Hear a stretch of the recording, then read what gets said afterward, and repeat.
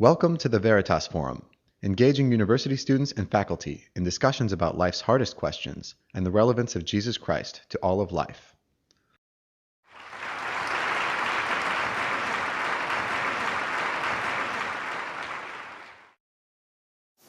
Dr. Keller, you've been involved in church leadership for over 25 years.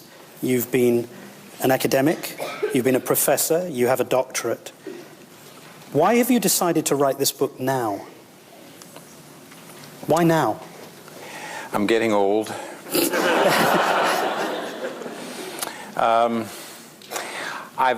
Because I came to New York City about 20 years ago to start a congregation in the middle of Manhattan where people have lots of questions about God and about faith, I've had to, in a sense, journey through myself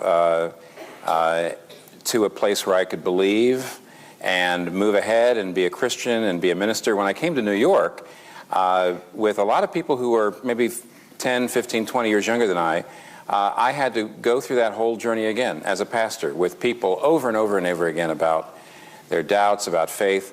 I had to get back in their shoes. It was a different generation. It was somewhat, it was a different experience, so that when I was done with it again, as it were, with hundreds of people, I felt that I understood the questions pretty well. I was forced to do so, and then many people said, share this in such a way that people don't have to come to your church in order to get it. But are you responding in part to the success of books by people like Sam Harris, Christopher Hitchens, Richard Dawkins, which have sold vast numbers?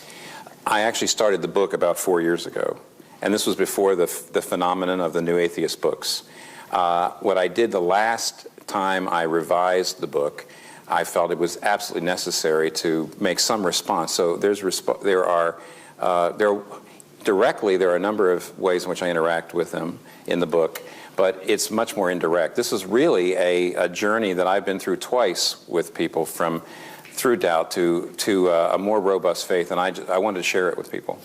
Now, the book's called The Reason for God, as we've heard. But isn't that, frankly, a contradiction? How can you possibly say that religious belief is somehow about empirical science, when in fact most of us understand religious belief to be about faith? Mm-hmm. So how can you call it the reason for God? I think most people would say that empirical science is under the larger heading of reason. And my whole point in the book is to say that it's very reasonable to believe. And let me put it negatively. I would actually say that it takes as much faith or more to disbelieve in God than to believe. In other words, my point here is, yes, it takes both reason and faith to disbelieve and to believe. And I'm trying to say that it takes as much faith, if not more, to disbelieve in God than to believe. That's the actual thesis of the book. My question to you, though, is surely it's virtually impossible to test the hypothesis or a hypothesis for the existence of God or the existence in some spiritual state of Jesus Christ. Surely what we're talking about is what you can believe as opposed to what you can prove. No. Why not? It's actually probably impossible to prove anything. For example, you can't prove that your memory works because you have to rely on your memory in order to even begin talking about it. You can't prove that your cognitive faculties work. You can't prove, there's almost, philosophers will tell you this, there's very few things you can prove. Now, does this throw us back into relativism? No. What it means is you have to, in a chastened way, move ahead and see these different positions that people have, and you have to decide which one's better, knowing you can never absolutely prove one over the other, but knowing some make more sense than others. And that is a choice you have to make. You have to decide which of these various positions about God or non-belief in God make more sense. That's basically a reasonable process. So what you're saying is that you are taking viewpoints, atheism, agnosticism, Christianity, faith, whatever you want. You're taking viewpoints and you're saying that each one of those viewpoints requires an element of faith. Yes, but everyone also requires an element of reason. That is, ultimately, when you decide this makes more sense than that, you are looking for reasons that one makes more sense than another. And yet I'm actually saying that underneath all positions is faith. So instead of saying, I'm rational, you have faith, the fact is that faith and reason is mixed in with every position that you hold. And I'm saying, actually, that Christianity and belief in God makes a great deal of sense. And I would say makes more sense than disbelief. That's the thesis of the book. Okay, in the book you draw upon the natural order of things. You refer to the regularity of nature, the clue of beauty. Mm-hmm. And you suggest that these things suggest right. that there is a creator. I want to suggest to you an alternative, though. Rather than these things pointing us to a creator, isn't it true that the notion of God is simply a projection of our own cultural circumstances? For example, if you were brought up in Pakistan, you might well call yourself a Muslim, as my parents were. If you were brought up in India, you might call yourself a Hindu or a Sikh. Mm-hmm. These are projections out of the natural culture in which people live. In your book, you're saying, well, actually, the creative order of things points at God. I'm suggesting to you that actually God is a projection ourselves from our own cultural circumstances. Isn't that true? Well, then, no, and here's the reason why. If somebody says to me, if you were born in Madagascar, you wouldn't even be a Christian, which is basically what you just said. Therefore, how can you say that your position has, Christianity has more validity than any other position? But I could turn to the person and say, if you were born in Madagascar, you wouldn't be a religious relativist. That is to say, you wouldn't have the view you are espousing right now if you were born in Madagascar. Does that make the view you are espousing right now wrong? No. In other words, what you propose proves too much, and it reminds me of Peter Berger. Peter Berger, in his book, Sacred Canopy, it might have been Rumor of Angels. In his book, Rumor of Angels, he has a chapter called Relativizing the Relativizers. Was your book properly proofread? No. Okay, keep going. If I had the book, I know it was properly proofread. Peter Berger says in Relativizing the Relativizers what you actually just said. He said he was one of the founders of the Sociology of Knowledge school. And the Sociology of Knowledge says largely we believe what we believe because of our social plausibility structures. That is, we're surrounded by people who also we admire and we need, and they all believe this, and therefore that makes that belief plausible. And also, there's the transmission of knowledge through generations in a similar social circumstance. Right. Now, here's what he says then.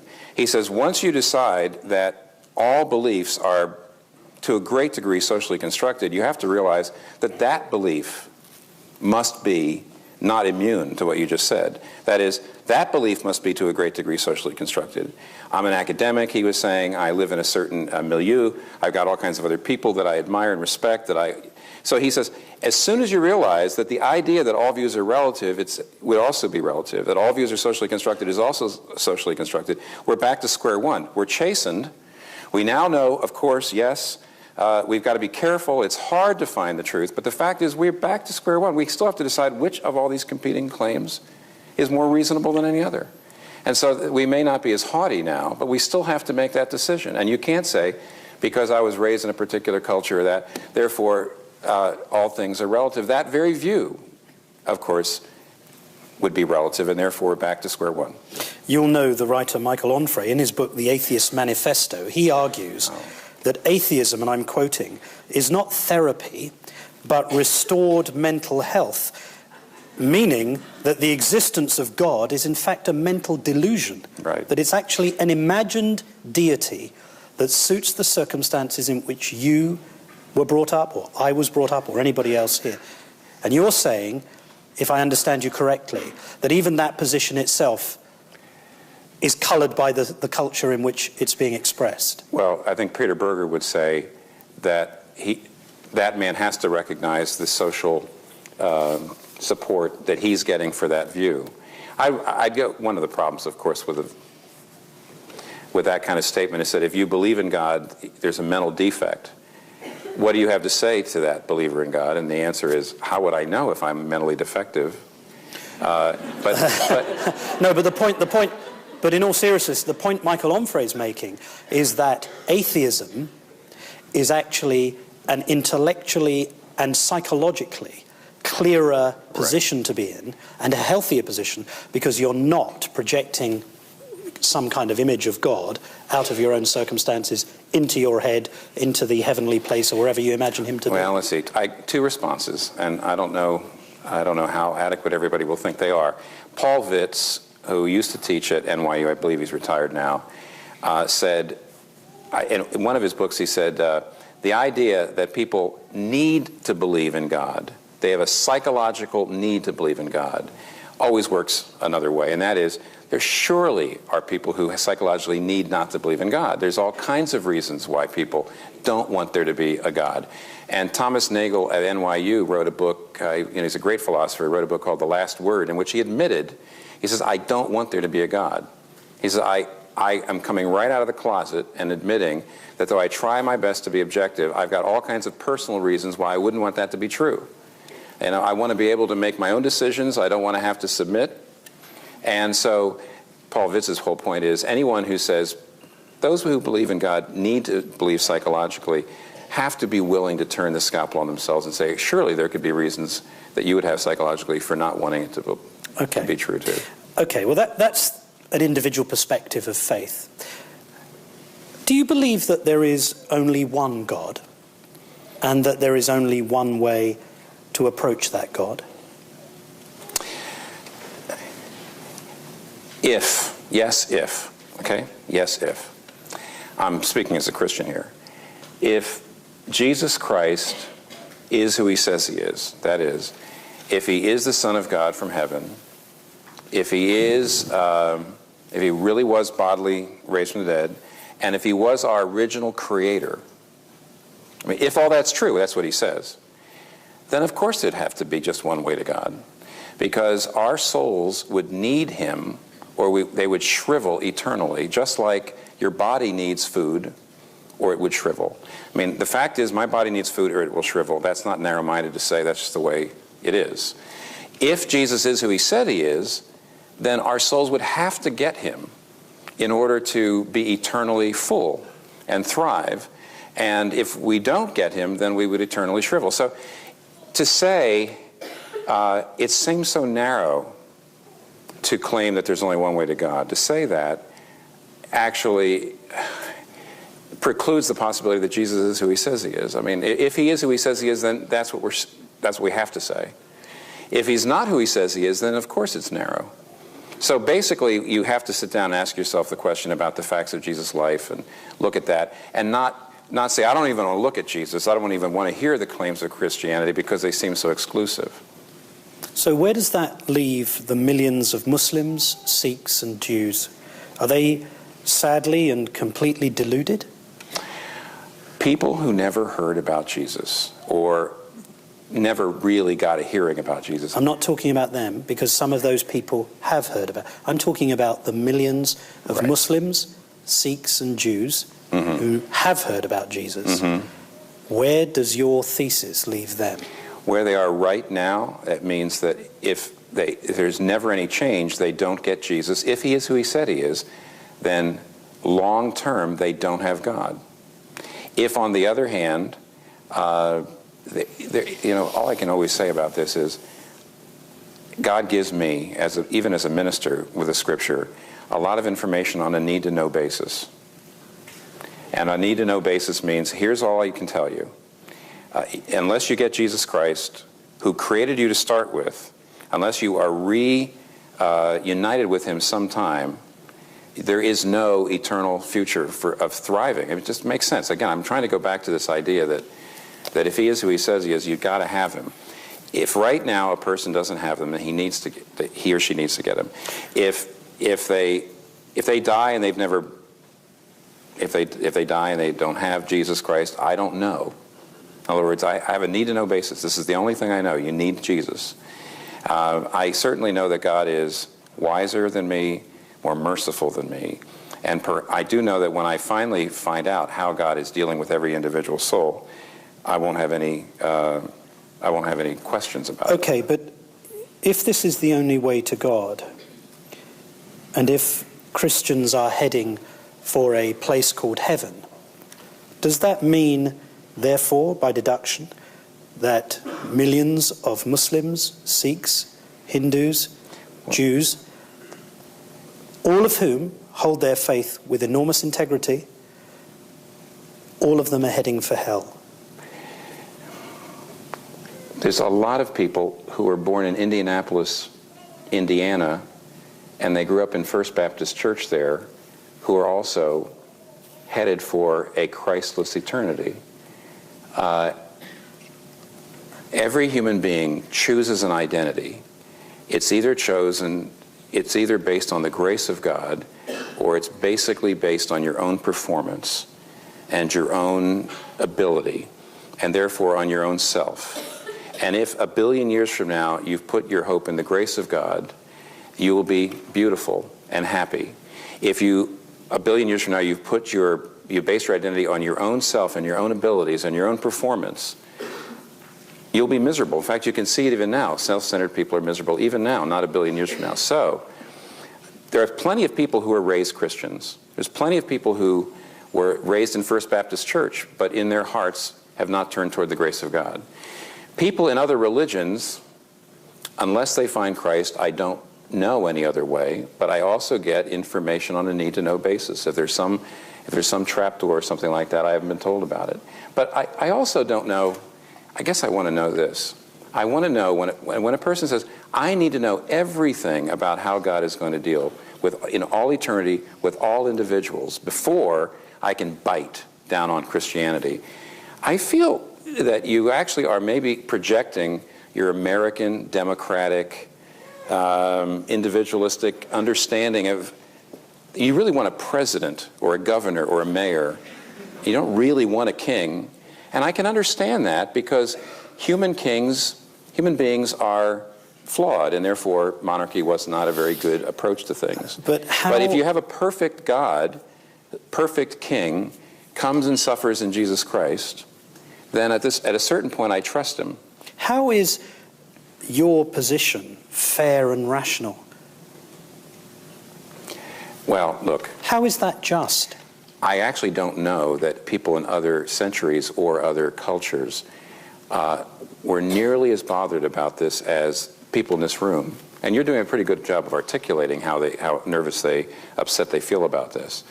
But this idea that everybody needs to have an equal chance is not something that most people have felt was self-evident. I mean, just because everybody you know feels that way doesn't mean, and that your culture feels that way, doesn't mean you can now come to the Bible and Christian teaching and say, because we Western individualistic people don't like this part of biblical revelation, it can't be true. The fact is, in the Middle East, where people are not nearly as bothered by this idea that some religions are right and some religions are wrong, that's not their problem with Christianity at all.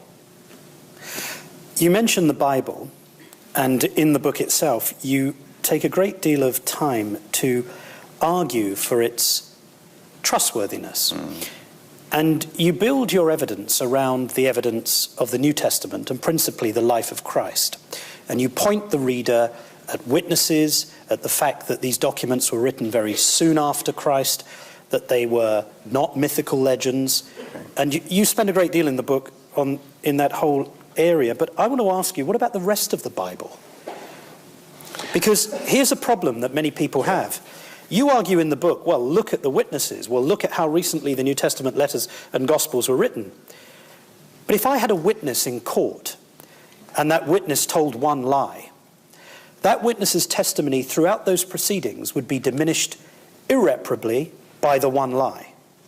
So what am I supposed to make of Old Testament texts about murder, about dealing with concubines, about this bizarre book of the Revelation where there's horses and scrolls and images? What about all of that?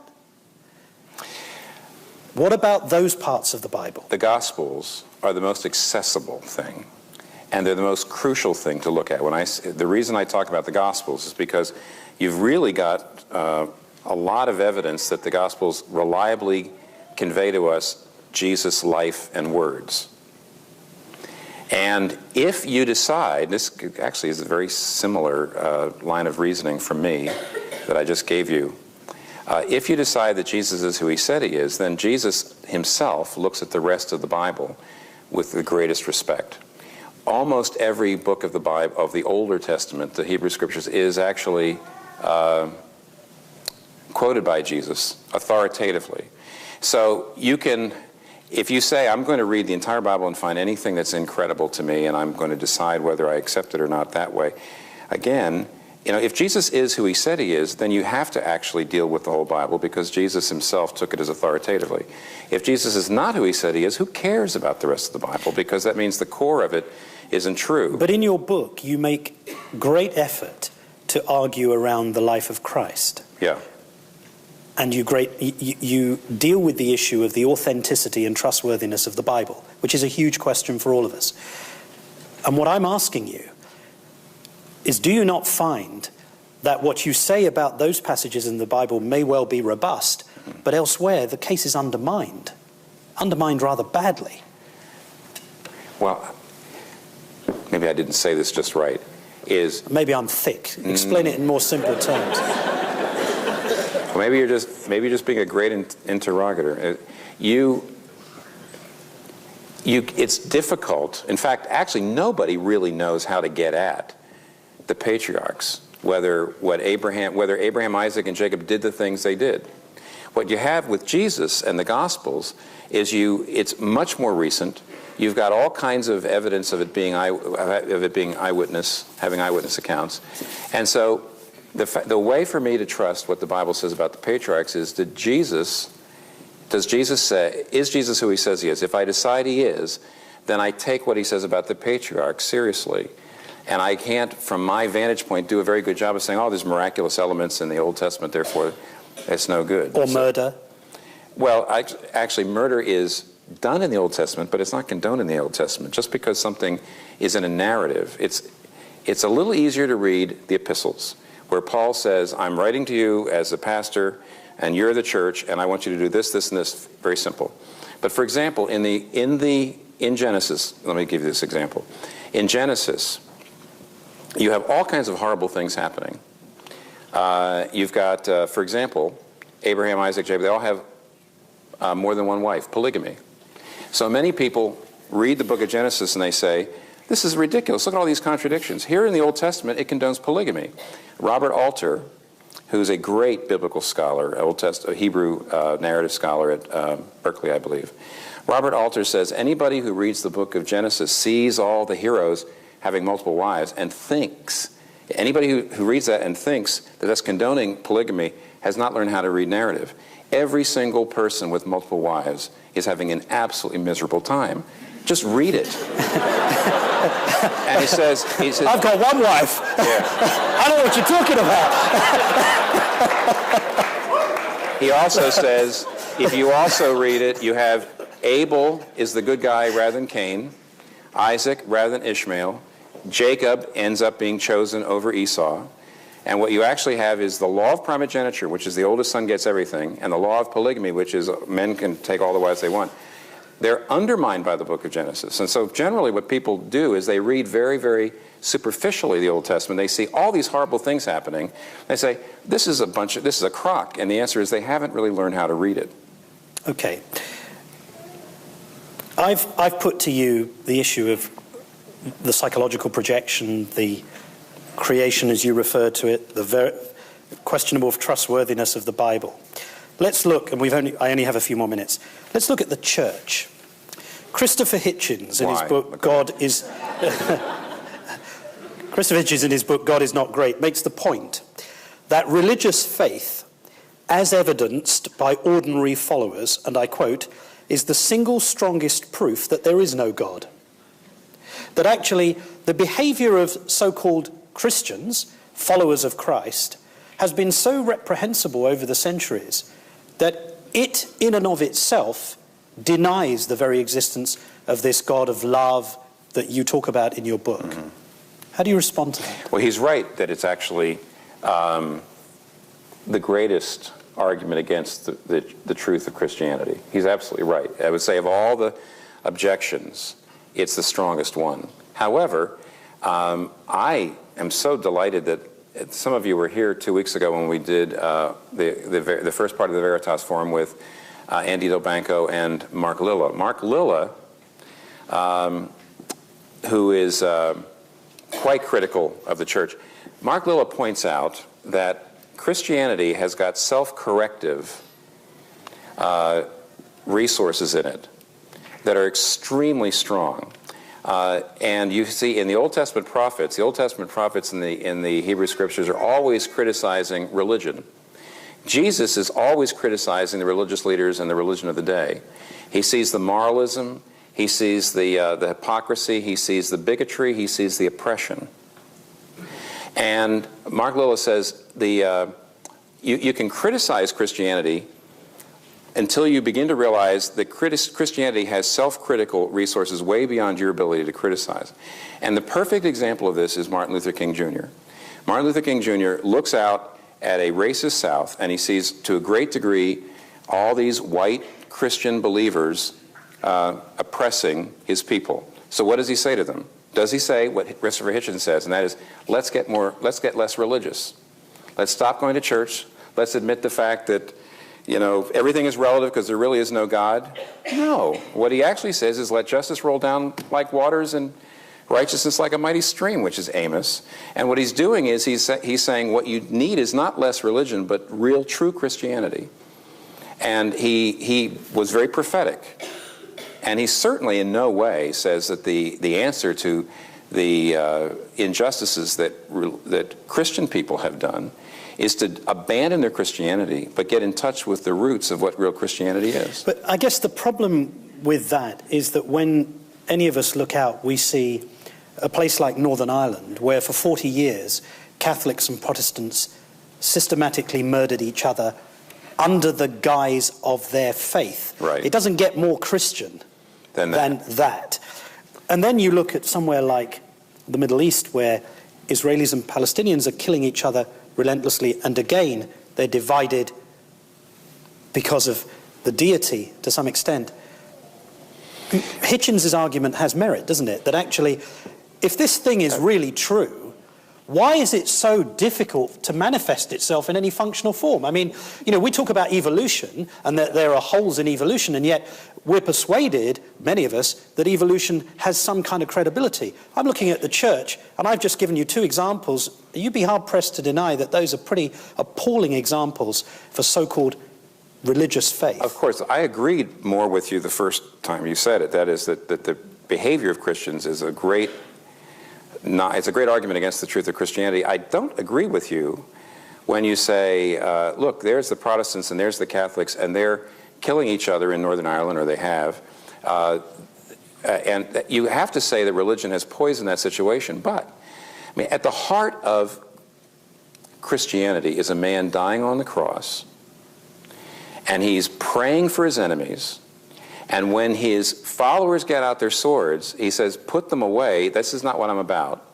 Now you can say, you have to say that Protestants and Catholics that are killing each other in the name of Christ have no idea what Christianity is about.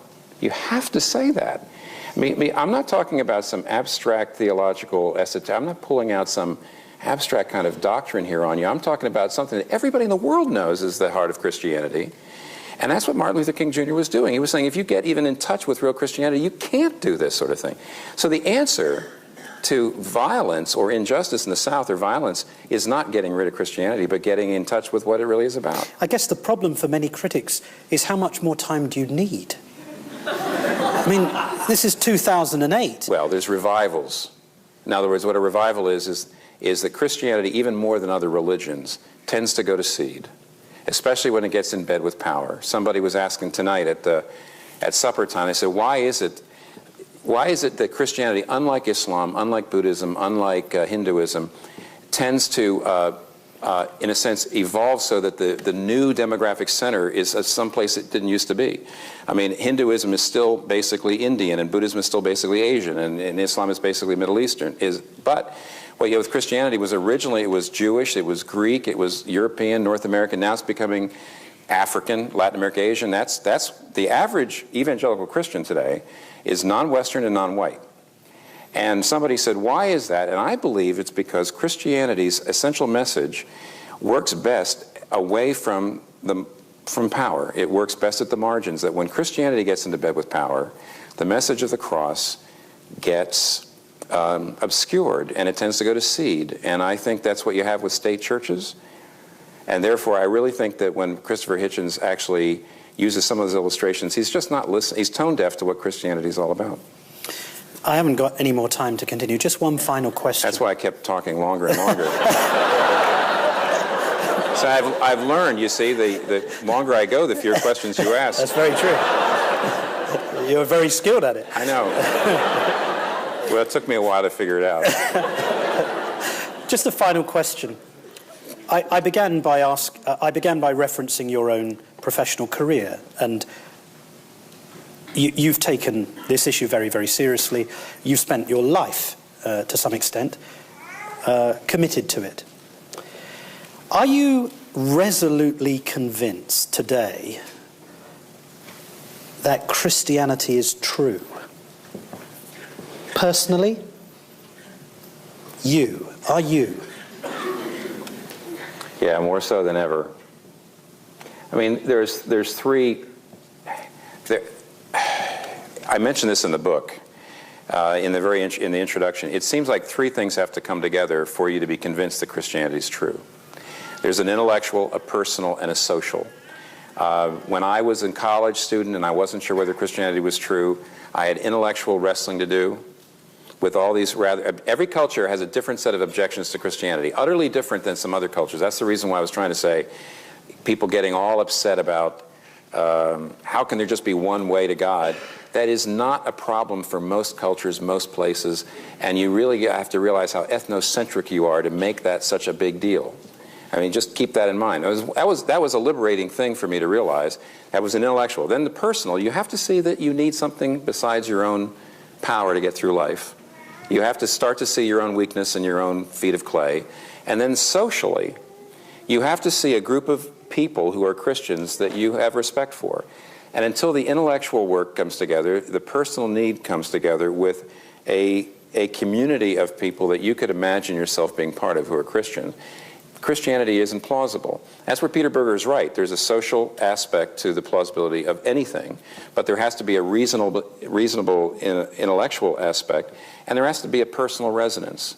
And those three things are stronger than they've ever been in my entire life. I'd be very, very, I believe that I would, my knees would knock, but I'd be very happy to die and take a bullet right here for it. Well, it's been a great pleasure to ask you these questions. I'm actually interviewing Donald Trump tomorrow, so it's from the sublime to the ridiculous. Well, thank you very much. Thank you. Wait, Jonathan. Wait. Martin, which one was sublime? Very much so. Never know. I'll never know. You'll never find out. Never find out. That'll be the next Veritas Forum. But now, moving on to the next segment. If you have questions with your white cards, please hold them up that we might get them back to our moderators quickly as possible. So as you can see, Mr. Martin Bashir tag teamed off to a very special person who I just met, but I can see the knowledge emanating, that Columbia sense that I get. His name is Dr. David Eisenbach. He's an alumnus of Columbia College, but he teaches courses on media and politics in the history department, but more importantly, he's an author, the Gay Power and American Revolution, the winner of the American Library Association's 2006 Stonewall Honor Award, and but more importantly, he's a thinker. And he represents Columbia University students here. So all the questions that we posed the last Veritas forums, all the ones we received by email, he'll be trying to model that Veritas culture that we're trying to create of an open, honest discussion, listening to one another, all moving forward, trying to figure out how to do this thing called life better. So if you would, please join me in welcoming Dr. David Eisenbach.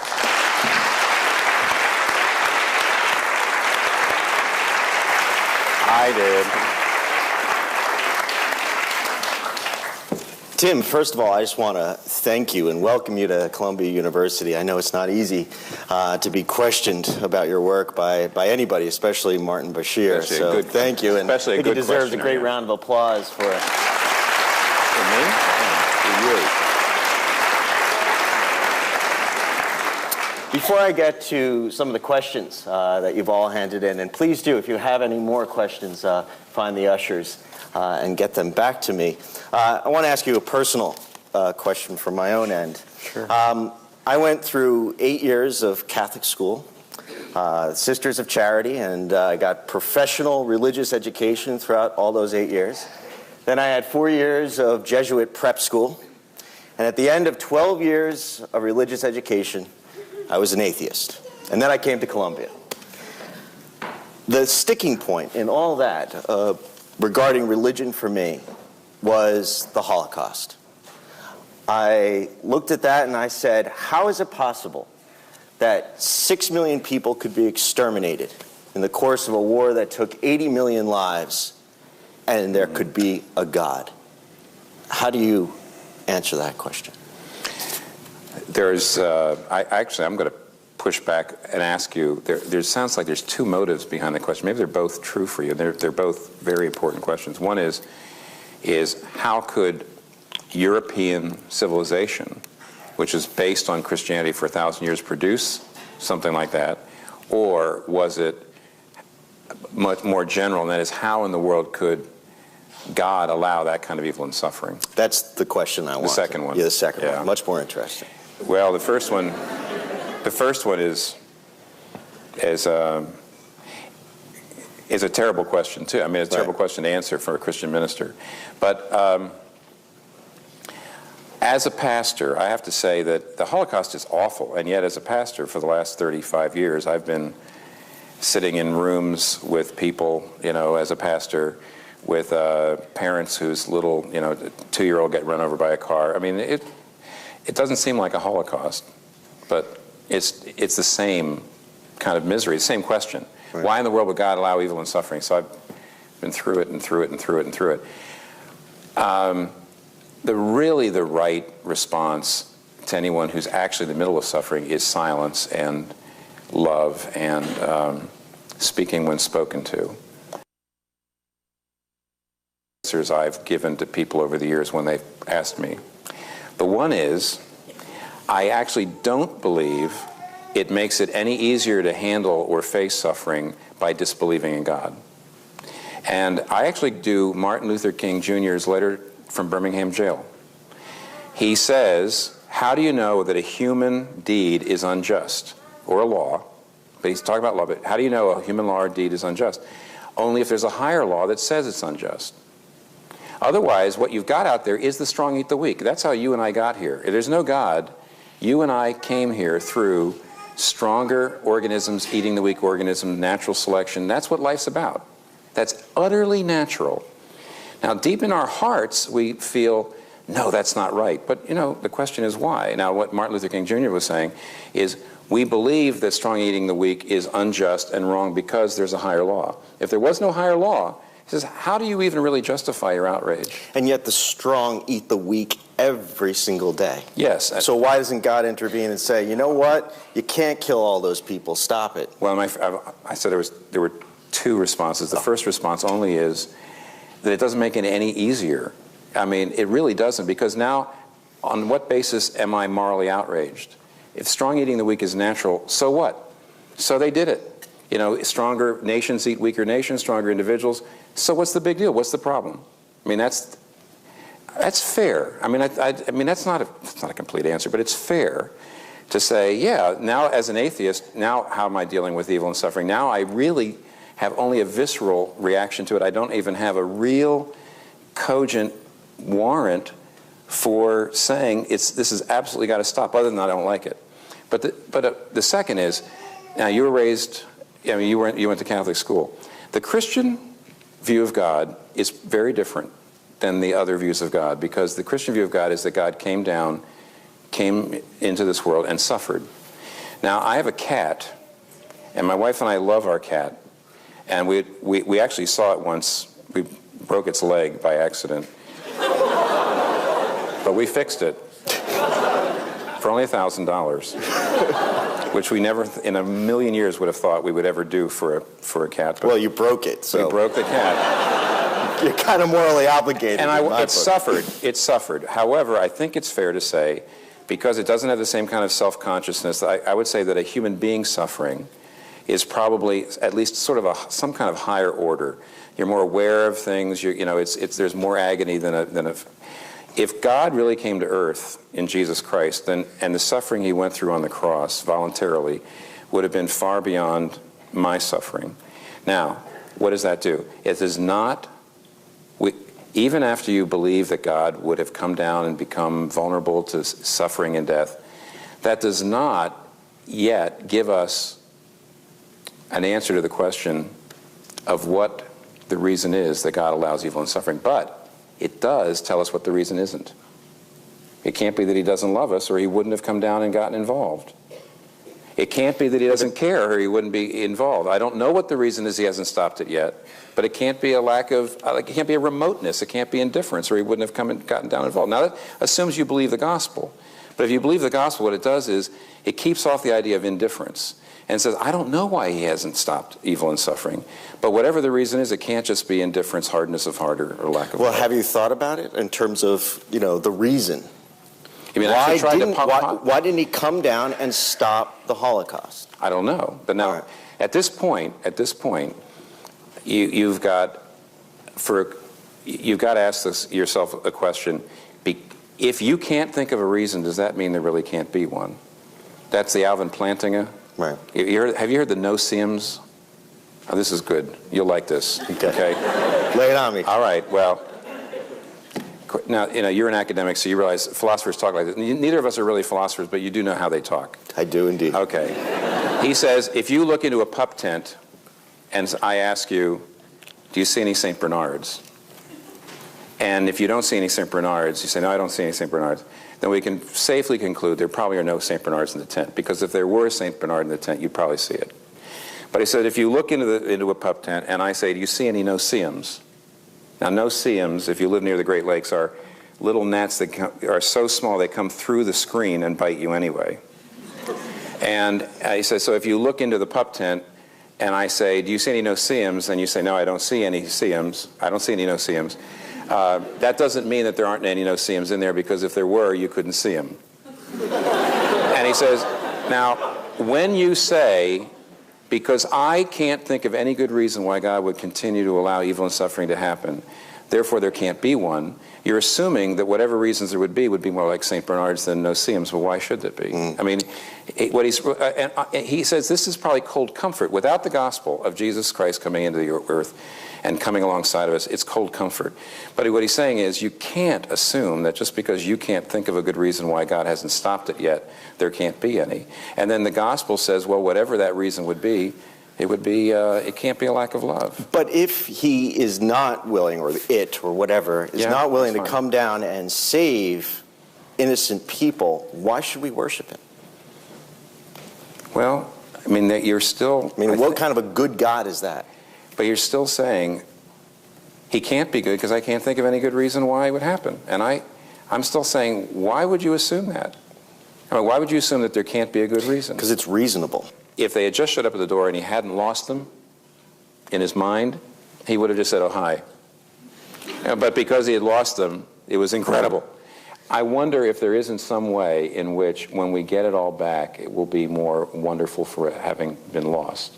And I mean, it's a guess. Just a guess. Anyway. This question from the audience seems to kind of go along with, or probe what you're saying here.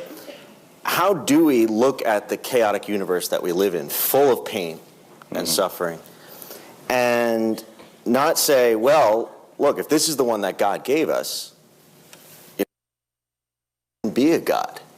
I mean, where it would just be as chaotic and as full of suffering if there weren't a God as if there is. So why should we assume that there is, Yeah. other than the Bible? Other than, what about the Bible? Well, I mean, the Bible is a book, right? Yeah. So, other than that book, what other evidence or what other, support do you have for claiming the existence of God? Well, now, actually, I was about to say, I think it's true that the idea that God is a God of love probably comes from the Bible. I mean, whenever I've talked to my Muslim friends, they would say God's merciful, but that's not a big part of their understanding. Buddhism wouldn't say it. Surely, you're right, absolutely right, that when you look out there at the world, do you read the New York Times in the morning and say, do you put it down at the end of it and say, boy, you just can see that God's a God of love?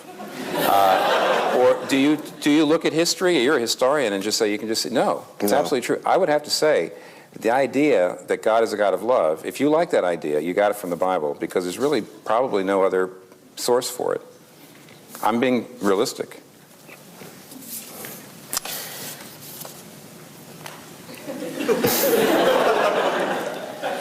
And maybe the question wants to press me a little bit more, but you could do what you want.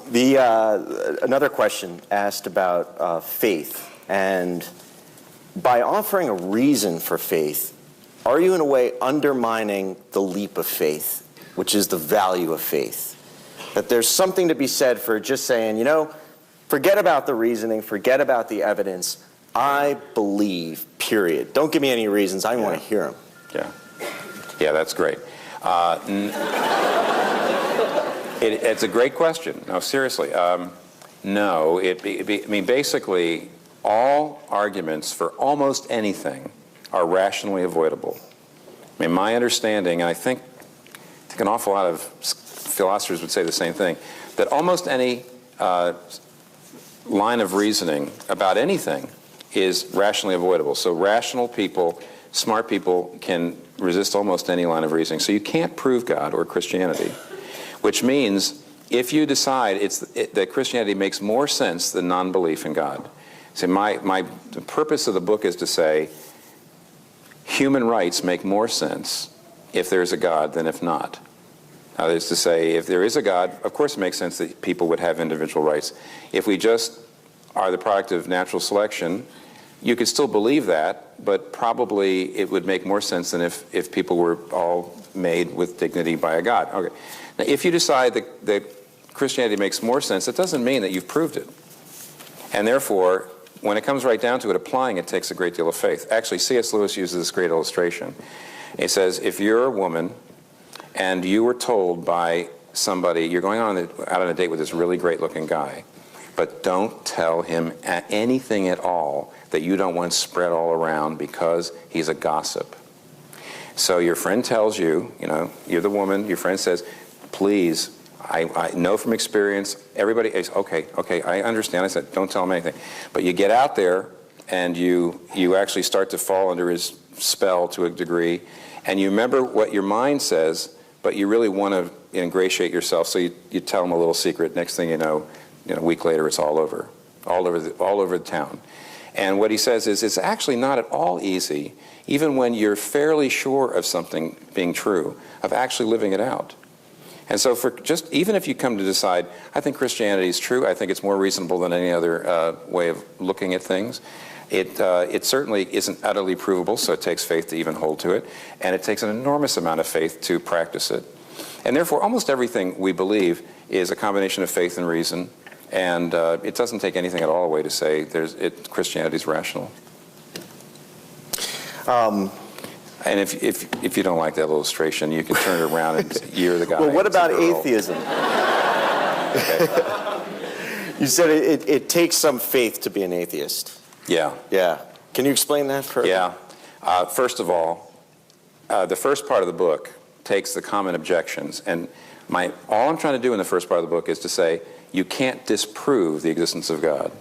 I know that there are a few atheists that say, it is absolutely impossible that God exists. But most atheists realize they can't absolutely flat out disprove the existence of God. Now, if you can't disprove the existence of God, you're in the Pascal wager area. I don't even use Pascal's wager in my book because it's so vilified by atheists, and I understand why because of the way it's usually put. Here's what Pascal simply says. Pascal says, if you can't prove that there's a God, but you also can't prove that there's no God, then whether you're an atheist or you're a believer in God, you're actually taking your life in your hands. It's a risk. It's an act of faith. In other words, if you can't prove there's no God and you decide to live as if there's no God, it's a risk to say he isn't when he might be. And if, on the other hand, you decide to believe in God and say he is when he's not, that's a risk. That could be a kind of... Right, but then that's just playing the odds, right? Well, I mean there's got to be more than faith and believing in something other than playing the odds. See, I think the way Pascal's wager is usually put out there is, you better believe in God because you have so much to lose. I don't know whether Pascal wanted to say that. All I know is the power of it is to say both doubt and faith are really acts of faith. See, to disbelieve in God, it's a risk, it's an act of faith because you can't prove there's no God. You're living as if he's not there. You're kind of hoping he isn't. And therefore, you're in a sense taking your life into your hands. But I, as a believer, I'm also taking my life into my hands. And therefore, to say you have faith and you have, the atheist has reason and Christians have faith isn't true. Sort of switch gears a bit. I wrote a book about the gay rights movement because I was appalled by the oppression and the discrimination against homosexuals in my America. And this questioner asks, what do so many of the churches have against homosexuals? And what about your church's approach to homosexuality? Is it a sin? Are they going to hell? Let's talk about my church first, which will be a little easier than try to answer for all the other churches of the world. But I'll try. I mean, I'm representing all the churches of the world, all right? But Christianity, I mean... Yeah, I know. Well, let's start with mine. You go to the Bible quite often, and there are many evangelicals who will say it is listed as a sin in the Bible, right. And these people are going to hell. Right. Now, let's talk about my church again. Let's go back here. What we would say is, I think it's unavoidable. I think most Protestant and Catholic and Orthodox Christians over the years have said, you read the Bible, and the Bible has reservations. The Bible says homosexuality is not God's original design for sexuality. Okay, there you have it. The Bible also says love your neighbor. The Bible also, in fact, the Good Samaritan parable, which is how Jesus tells us to love our neighbor, you put a Jew and a Samaritan there. So what Jesus is trying to say is everybody is your neighbor. Gay people are your neighbors. People who are of other faiths are your neighbors. People of other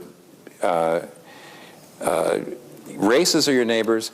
And it's the job of a Christian to do what Jesus did on the cross, which was to give himself for people who were opposing him and people who were didn't believe in him even.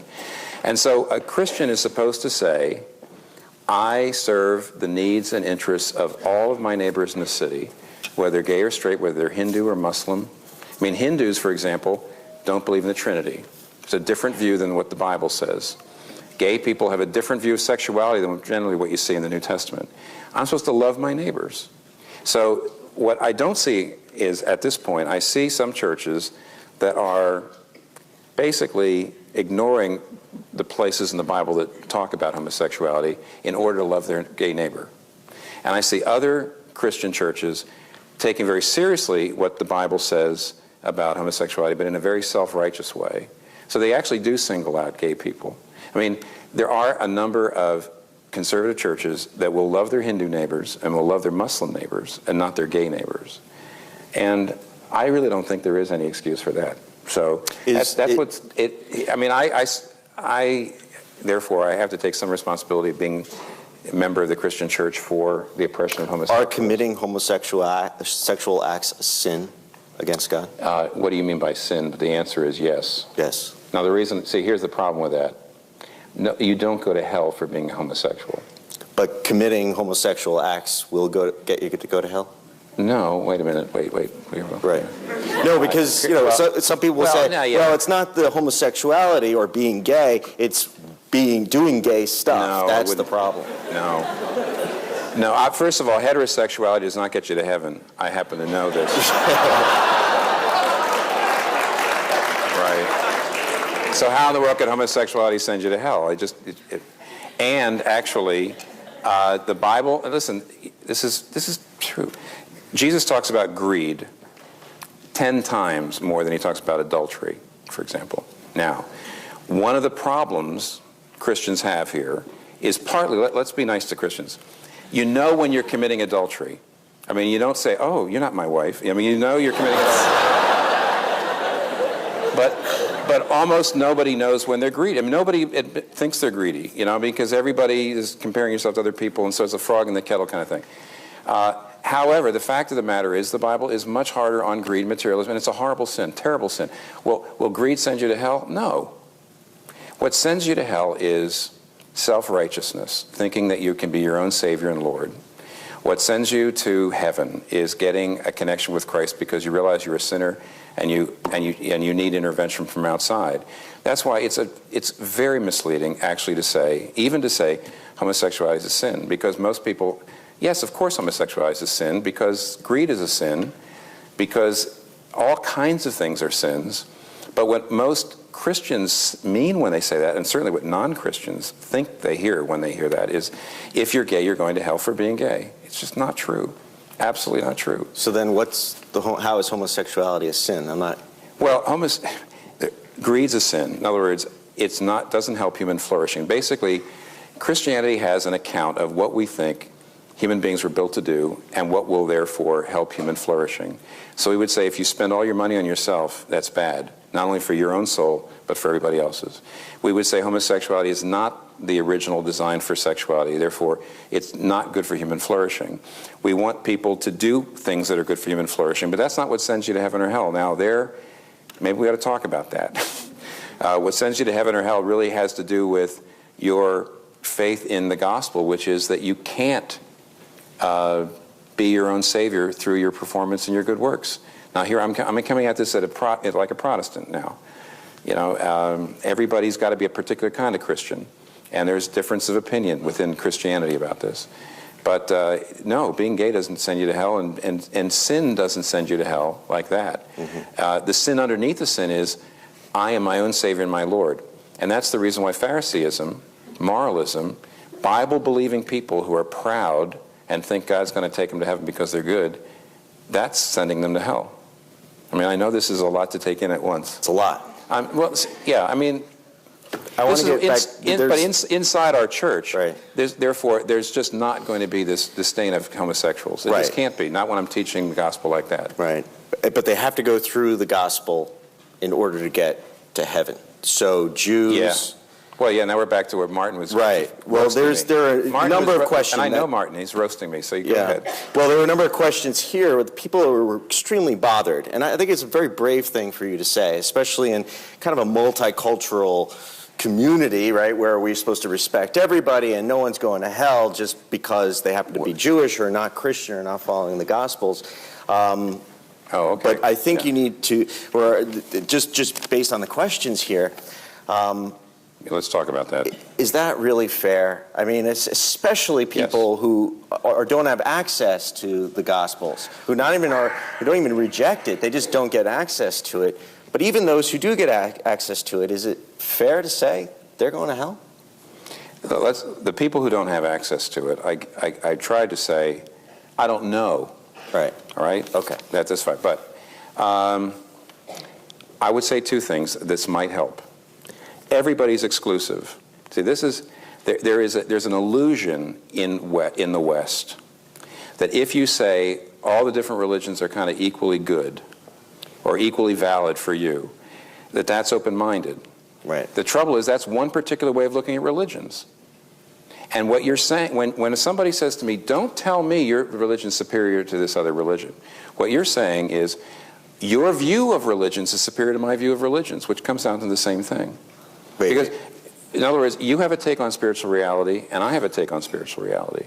Your take is the world would be a better place if we believed all religions were okay. I believe that the world would be better if everybody believed my take on spiritual reality, so who's really more exclusive? In other words, each person says, I've got a take on spiritual reality, it's better than yours, the world would be a better place if everybody believed it. You're evangelizing me, I'm evangelizing you. You're trying to convert me, I'm trying to convert you. Everybody is equally exclusive. Everybody's narrow.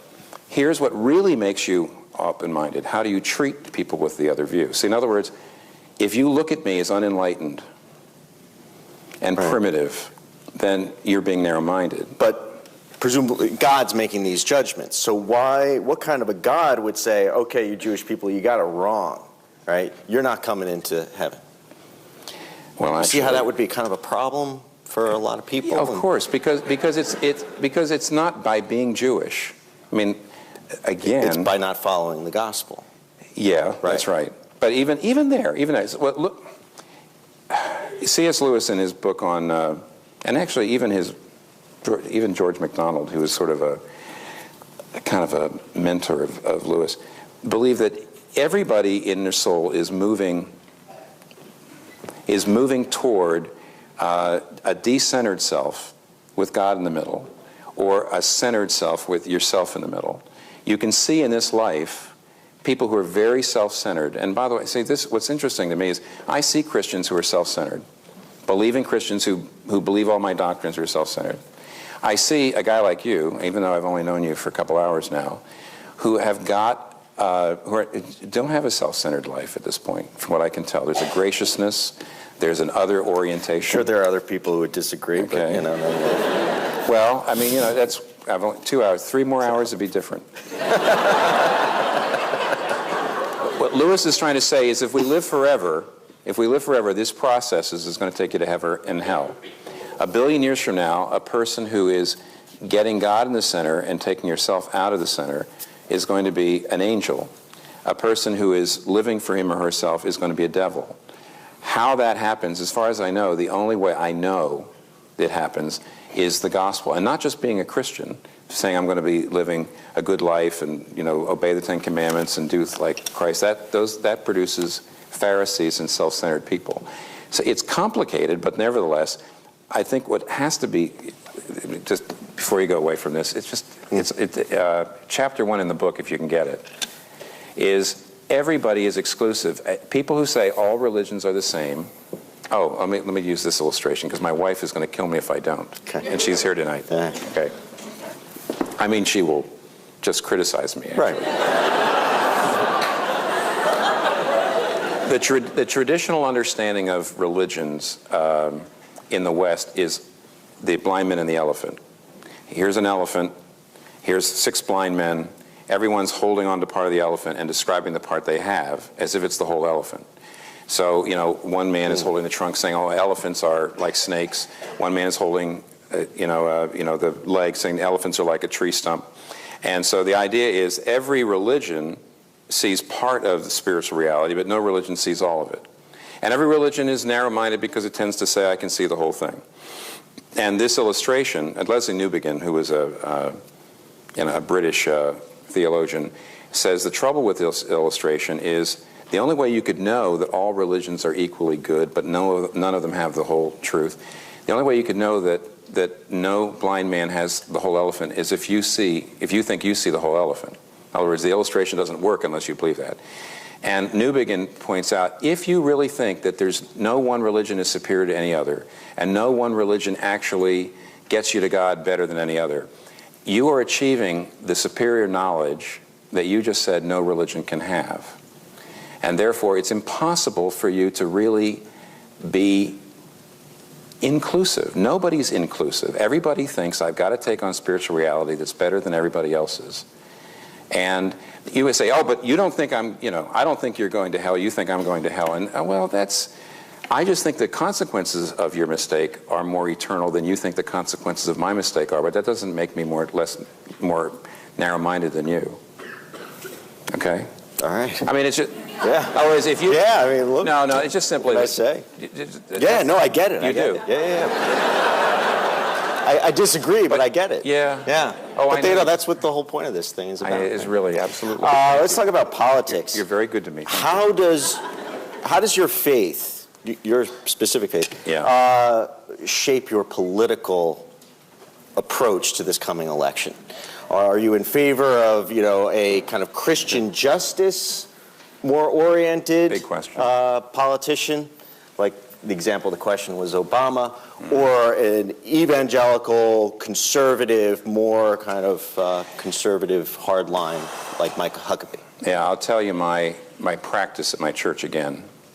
And that is, at our church, I never even indirectly endorse a candidate. We don't use either code words or rhetoric that would make, say, Democrats, Republicans, conservatives, or liberals feel ill at ease there. I'm registered to vote, and I just vote, and I'm not telling you, and not only that, I don't tell anybody in my church, and here's the reason why. I really don't think a party can capture Christianity. I've been saying for 30 years that if the Christian faith gets too identified with a party, it reduces Christianity to a political position. And I also know that actually when I read my Bible, I see a breadth of concerns, a sort of a spectrum of concerns, and I don't see one party having cornering the market on them. So what we do at our church is we try to say, don't be political. I'm not saying that. But we want Democrats and Republicans to feel welcome and to be there and to feel like, they can, be part of the community. We talk about direct action on issues, like say, go after poverty in this neighborhood, mm-hmm. Go after education problems in this borough, go after environmental problems. As a church, let's do it, and let's get deep into the Christian text, and let's be shaped by the gospel, and then go out and vote the way your conscience takes you. So where is your really conscience careful. taking you in this? But see now, I'm seriously, it's actually very important for me not to tell my folks how I vote. No, but what about these folks? No? You know what? They're going to tell my folks. Okay. No, seriously. Yes, fair enough. I understand. Yeah, I mean, one more thing. I'm not trying to knock anybody, and I'm not trying to knock anyone at all, but I think it's a very bad idea for a Christian church to get too identified with a candidate or a party. Well, what do you think about that? I mean, there clearly was a move on the part of many Christian churches to become huge in the American political dialogue out of firm belief that they needed to, whether it was save innocent life, whether it was pro-life or judgments against homosexuality, gay marriage. Right. What about that? Standing up against what they see as being evil. Well, okay, go ahead. The trouble is that there's more than one issue. To me, I'll come right out and say that one of the scandals is that for the last 20 years, African American Christians and white evangelicals, if you actually sit them down, ask them 50 questions about their positions, you'll be amazed at how similar they are in their basic beliefs, theological beliefs. Yet, for the last 20 years, Democrats could not win any elections without black Christians, and Republicans could not win elections without white Christians. What's up with that? I mean, I'm not even sure I know the answer. I'm not trying to say, and that means, all I know is that when you actually get black and white Christians together, their experience, the experience is black Christians know that it's not a safe country. And they believe that the Democrats realize that. And yet they also actually have some concerns that would bring them more in line with Republicans, but they're not going to go there. A lot of white Christians who are Republicans just don't seem to know what it's like not to be white and fairly privileged. And so I mean, honestly, if everybody sat down and talked about it, I really think that everybody would realize you really shouldn't be in the back pocket of any, if you're a Christian, you shouldn't be in the back pocket of any particular party year after year after year after year, that you ought to look at candidates, you ought to look at issues, and you ought to be, doesn't mean you, and it doesn't mean you shouldn't be part of a party. I mean, you have to be registered to be a part of a party. I'm registered to vote. Well, they would say, we're not in anybody's back pocket. We're running the Republican Party, right? Yeah. There's a lot to be said. I mean, clearly immense political power there. Is that right? Well, but listen, I hate to say this, to put it this way, most evangelical Christians in the world are non-white and non-Western. And increasingly, evangelical Christians under the age of 40, I mean, you go to my church, on the age of 40, almost any of the evangelical churches in the city, depending how you want to define evangelical, I'm glad you haven't asked me that, they're multi-ethnic, they're not white. They're not all white. And so I think what's going to happen is there actually is going to be, it's going to get more and more difficult for either Democrats or Republicans to kind of count on Christians by their race the way they used to be able to. So, no, I haven't at all been happy with how easily we have, the various Christian groups have gotten in line with parties. I wish they'd been more independent and so forth. So I'm trying, though, to avoid, bashing fellow ministers right now. So right. That's why I'm kind of dancing a two-step here. I hear you. Okay. Right. So a minister like Mike Huckabee, in terms of... For example, what about a minister who sees getting into the political fray as being part of his Christian responsibility? I know you're going to think I'm weaseling out. Because I'm in New York City, I spent all my time actually studying Hillary and Obama. And 2 weeks ago, Mark Lilla and Andy Delbanco kind of ranted a bit, rightly probably, about something that Mike Huckabee said about bringing the Constitution more into line with the Word of God, and I hadn't even heard the speech. Mm-hmm. So I just felt like, here I am, I'm a minister, I should know this, and I don't. Right. So, and I'm still trying to avoid bashing another minister right now. But it's also true that I'm actually on the ignorant side of exactly what his positions are. I do know that I've heard a number of conservative pundits criticize Huckabee for kind of not being a straight-line conservative. That he's more populist, he's not a radical tax cutter. I kind of got the impression, what little I've read of Huckabee, is that he actually might be in some interesting ways a harbinger of the future. That I'm not sure he actually fits. A lot of conservative Republicans don't like Huckabee. Right. So I'm not sure that in the future there is going to be people lining up quite the same way. Fair enough. I'm trying to be honest and also not criticize fellow, men and women, right. Evangelical Christians. So. A lot of the questions are troubled by the question of how you get to heaven. One of the questions asks, is it fair that somebody could be saved at the 11th hour with an 11th hour conversion yes. or yes. some sort of reconciliation right. after living a life of sin? Yeah, but see now that. Yeah, there's a whole parable about that. There's one of Jesus' parables about calling. There was about a guy who owned a field, and he called. This is pretty in your face now. Are you ready for this? Where Jesus says there's a man who owned a field, and he called a man in to come in and reap from the field at 3 o'clock. Then he called another man in at 5 o'clock, then he called another man in at 7 o'clock, and when the sun went down at 9 o'clock, he brought all three in and he paid them the same wage. And, of course, the guys who had come there earlier protested, and Jesus turns around to everybody and says, when the day is done, it's all of grace. A person who is resentful that salvation can be by sheer grace probably has a little bit of Phariseeism in them. I'm sorry, or her. There's a part of my heart that says, I don't want sheer grace. I don't want bleeding charity. I feel like I've worked pretty hard for this, and I feel like God owes me. And there's nothing that can make you more self-righteous, more bigoted, more oppressive than that kind of pride. And the gospel is supposed to be taking that out. On the other hand, it's hard. It doesn't go down easily at first. Right. This question asks, why were we made capable or even inclined to sin in the first place? If the mission is to get to heaven, why not just be made good? I will freely grant that the answer I'm about to give you only goes about 50% of the way, and after, maybe by the time I get to about 80, I've gotten it to 70, but this is as far as I can get. And that is the old free will thing. The old free will idea is God makes us humans. It's not easy to define humanity. It's not easy to define a human being, but the idea of my having a choice is pretty important. In fact, at dinner, actually, we talked about this. Christianity doesn't work very well in coercive environments where everybody's got to be a Christian.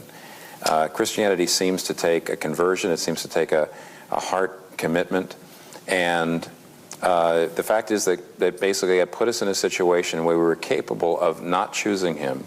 And it could be that the only way we would be capable of loving him or each other is if we were also given the concomitant ability to hate and not choose. I mean, I would certainly risk hate in order to have love, and it could be that you can't have one without the other. Mm-hmm. And sin and pain without having. Yeah, that's only. Listen, it's like I'm a pastor first, and therefore, over the years, when I've sat with suffering people, when I've had my own suffering, I know that only gets you half the way there. That's the reason why I kept going back to the idea of God himself suffering with me. When you say it only gets you half the way well, there. It's cold comfort to some degree, but it's not unimportant to say, I used it on you. I said, well, now, just because you can't think of good reasons doesn't mean there can't be any. That's a kind of rational thing. It's kind of cold comfort if you're actually suffering, and yet it's good to know. It humbles me a little bit. The idea that without free will, there's no love, and yet in order to have love, you have to have free will, in which case sin. And actually, some time ago, somebody said, how could God have given us this chaotic world? And of course, the biblical answer is that when we decided to turn from God, it unleashed forces of darkness in the world. God didn't make the world with disease in it, or with death in it, or with hate in it, or with poverty in it, but we've unleashed those. They're chaotic forces of disintegration because we've turned away, and that's the biblical reason why the original good creation has gone bad. Do you mean that literally? Like, was there a fall of man when Adam and Eve ate the forbidden fruit? I think so. In fact, actually, there's almost scientific proof that everybody on the earth right now did descend from two people. I mean, in other words, we are all descended from two parents. And you know what the scientists who know that call them? Adam and Eve. Right. Now, so anyhow. So there was a Garden of Something like that. Something like that? Yeah. There had to be, when you read the gospel, when you read Matthew, Mark, Luke, and John, very often the same incident is told, and it doesn't contradict, and yet it's so interesting to see what one account leaves out. It's so fascinating. So, gee, if that really happened, if Luke said that happened, why didn't Mark mention it? And the answer is Mark didn't want. So there could be a whole lot of other things that happened back then that we're not told about. It's a need-to-know basis we're given. So I think there was an original place where we turned away from God, and that has been passed down to us. Well, here's something that's always bugged me. Why did God put that tree in the garden to begin with? Now, you know what? Finally, you've asked me a question I can really answer well. Because I've been acting like all of my answers are good, but I know that some of them are better than others. No, what's interesting about the tree is there doesn't seem to be any particular reason to forbid it, right? I mean, he says you can eat all the trees of the garden except this one, and he doesn't tell them why. Now, I had a 10-year-old, one of my middle son. My middle son used to always. He was a very hard person, very hard child to get to obey. And, I would say to him, obey me. I'm your father. I've told you to do this. Just do it because I've told you. You know what he would always say? He would always say, Dad, I'd be happy to obey if you could just make it reasonable. Just tell me why this is helpful for me or the human race or whatever. Right. And I would say, if you only obey me when I explain it to you, then you're not obeying me. You're just agreeing with me. And I said, I want you to obey because I'm 45 and you're 10. I know a little more about life than you do, and I don't want to have to explain it to you because I couldn't get it into your 10-year-old brain. All right. So God says, don't eat the tree, no explanation. And I think that's it. The point is, I want you to obey the tree just because you love me, just because I'm God and you're not. I want you to do something not because it profits you, not because you knew the reason why. I want you to do something just because, I'm Lord and Savior and you're not. Just do it. Just do it because you love me for myself alone. And they didn't. Yeah. And you know what? I don't know all my relationship to Adam and Eve. All I know is that if I was Adam and Eve and they were here answering your questions, I would have done the same thing. In other words, my understanding of my relationship with them is they were my representatives. And what does that mean? What it means is that if I was there, you were there, we would have done the same thing. That there's enough solidarity between me and them, I think that's what the Bible's teaching. That you can't say, well, why am I suffering for what they did? If I was there, I would have done it. I say, yeah, sure, you would have read the Bible. No, it doesn't work that way. So that's my best take on it. Final question. For a young group of people, many of whom are probably grappling with questions of faith right now, what advice do you have, level of peace that you have?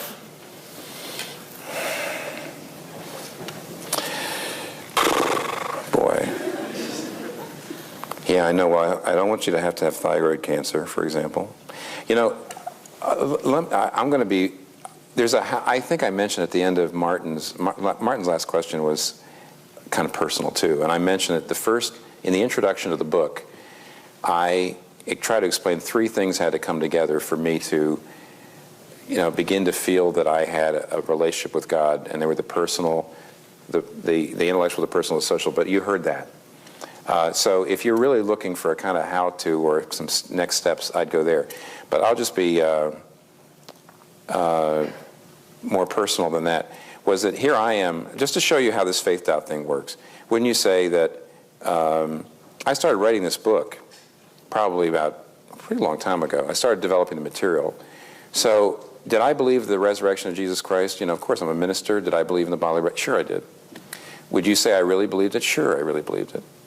Does that give you peace? Sure, it gave me peace. Then I had thyroid cancer. And when I was recovering from thyroid cancer, it was about the only time in the last 30 years in which I really was laying in bed without anything to do. And I got a book by the Bishop of Durham named N.T. Wright, who's a world-class Bible scholar, and he'd just written a book called The Resurrection of the Son of God. And it's 800 pages of very high-level historical scholarship. It's not polemical, and yet it's basically, here's his thesis.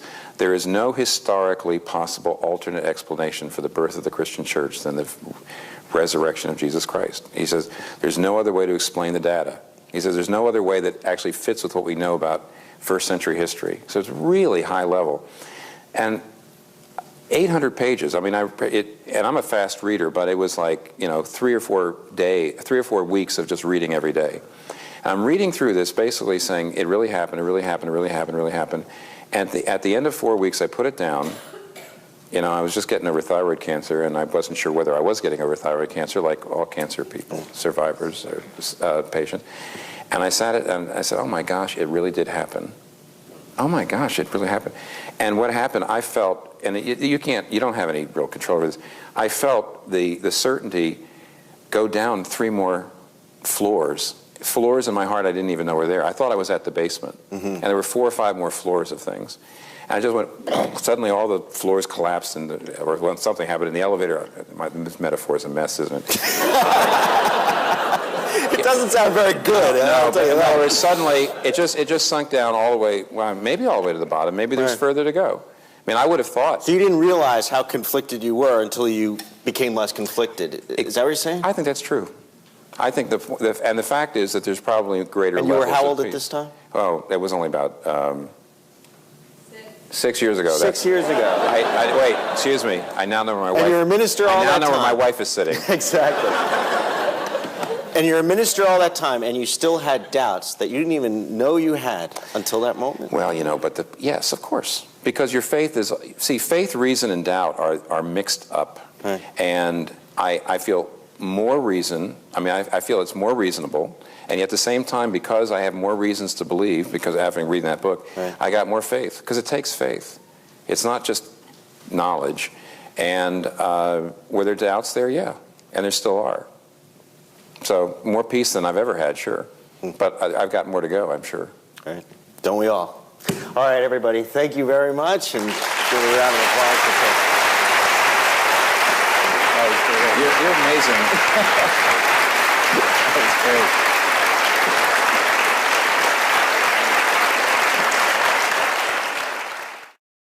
For more information about the Veritas Forum, including additional recordings and a calendar of upcoming events, please visit our website at veritas.org.